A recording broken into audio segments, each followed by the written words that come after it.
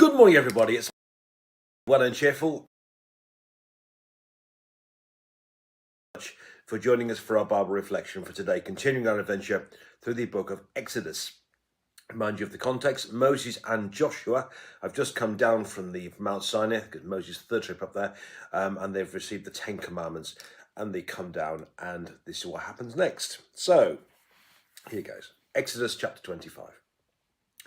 The Lord said to Moses, "Tell the Israelites to take for me an offering, and from all whose heart's problem to give you shall receive the offering for me.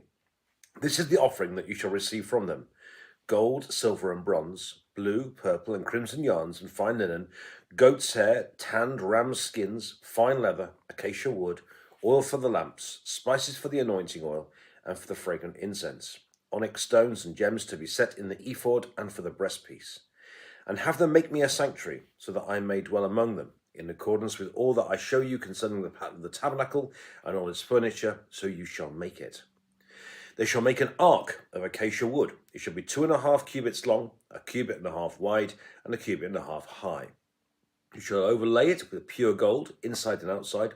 You shall overlay it, and you shall make a moulding of gold upon it all round. You shall cast 4 rings of gold for it, and put them on its 4 feet, 4 rings on the one side of it, 2 rings on the other side. Beg your pardon. You shall make poles of acacia wood and overlay them with gold. You shall put the poles into the sides of the ark by which to carry the ark. The poles shall remain in the rings of the ark, they shall not be taken from it. You shall put into the ark the covenant that I shall give you. Then you shall make a mercy seat of pure gold. 2.5 cubits shall be its length, and 1.5 cubits its width. You shall make 2 cherubims of gold. You shall two cherubim of gold. You shall make them of hammered work at the 2 ends of the mercy seat. Make 1 cherub at the one end and 1 cherub at the other. Of one piece with the mercy seat, you shall make the cherubim at its 2 ends. The cherubim shall spread out their wings above, overshadowing the mercy seat with their wings. They shall face one to another. The faces of the cherubims shall be turned towards the mercy seat. You shall put the mercy seat on top of the ark, and the ark you shall put in the covenant that I shall give you. There I will meet you, and from above the mercy seat, from between the 2 cherubim that are on the ark of the covenant, I will deliver to you all my commands for the Israelites. You shall make a table of acacia wood, 2 cubits long, 1 cubit wide, and 1 cubit high. You shall overlay it with pure gold, and make for a moulding of gold around it. You shall make around it a rim of handbreadth, a handbreadth wide, and a moulding of gold around the rim. You shall make for it 4 rings of gold, and fasten the rings to the 4 corners of its 4 legs.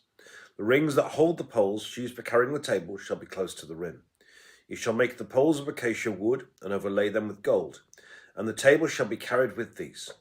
You shall make its plates and dishes for incense, and its flagons and bowls from which to pour drink offerings. You shall make them of pure gold. You shall set the bread of the presence on the table before me always. You shall make a lampstand of pure gold. The base and the shaft of the lampstand shall be made of hammered work. Its cups, its calyxes, and its petals shall be of one piece with it, and there shall be 6 branches going out of its sides.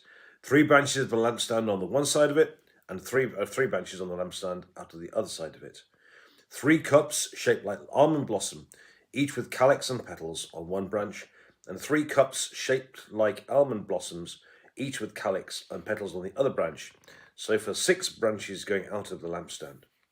On the lampstand itself there shall be 4 cups shaped like almond blossoms, each with calyxes and petals.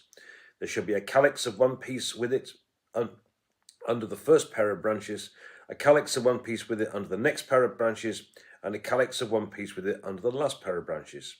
So for the 6 branches that go out of the lampstand, their calyxes and their branches shall be one piece with it. The whole of it shall be 1 hammered piece of pure gold. You shall make the 7 lamps out for it, and the lamps shall be set up so as to give light on the space in front of it. Its snuffers and trays shall be pure gold. It and all its utensils shall be made from a talent of pure gold. And see that you make them according to the pattern for them, which is being shown you on the mountain. And this is the word of the Lord. Thanks be to God. So, Moses is given and Joshua is with him, of course. They're given the 10 Commandments, but noticeably, The first thing that God tells them about after that, if you like, first important you might say, is worship. So the next 5 chapters are all about the regulations and all concern worship. And I do think this is kind of very, well, not kind of, it is very, very important that worship is the proper response to what God has done for us. It is before all the other stuff. Actually, there's many ways. Worship kind of comes first. And worship is, and it must be, the proper response of any believer to God. It's something that we should all, that it should be a proper response. And actually, worship is something, as Christians, we should all do. We can do it in different ways, but nonetheless, worship is a proper response. It's not an optional extra. It's something that we should do. So often, sadly, it gets bumped down people's priorities and put everything else first. And it's about the old song used to, there were 3 in the bed, one said roll over, and they all rolled over and the one fell out on the end. And I do feel often, for many people, worship can be like that. We're very, very busy these days, and we're too busy to come to church, and we're too busy to worship. Actually, worship is something that should come first. Worship is a proper response to what God has done for us. And noticeably, worship is mentioned first. It's really, really important. So above all the other things, the 10 Commandments come, and then the first subject, if you like, that God looks at is the subject here of worship. And as I say, it's kind of very, very important. And it's been said before that worship comes from 2 words, worthship. That when you worship someone, you give them their worth. So the old marriage service, she used to promise to obey him, but he promised to worship her.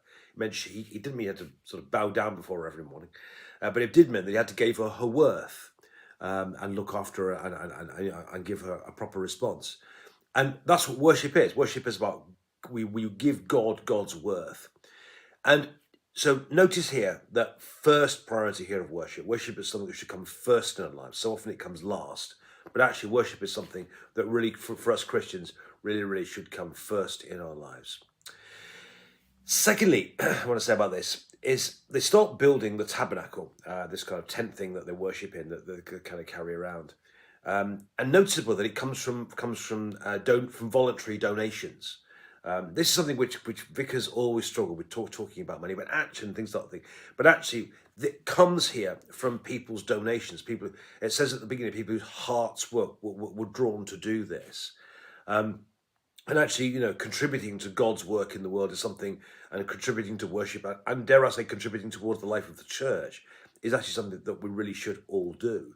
And here in the Old Testament, in the book of Exodus, people are called upon, whose hearts are stirred to do so, to contribute towards the making of this amazing temple and this amazing tabernacle with all kind of bits that are in it too. That's the second thing. Third thing is, one thing he's called upon to make here is this ark, what they call the Ark of the Covenant.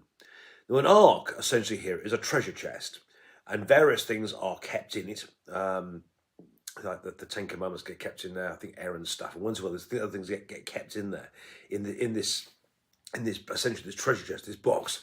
And in case you're wondering, a cubit is the difference between your elbow and your hand. That's what you might call a cubit. To give you some idea of how big this treasure chest was. And noticeably, of course, it's kind of overlaid with gold. It's got a gold covering in it. That's what the mercy seat means. And so you get the impression this is a treasure chest, and it's very, very special. And they've got these rings in it with a big poles to it. So when it's carried around, it's not lifted at the bottom. It's carried on poles, so people don't have to touch it.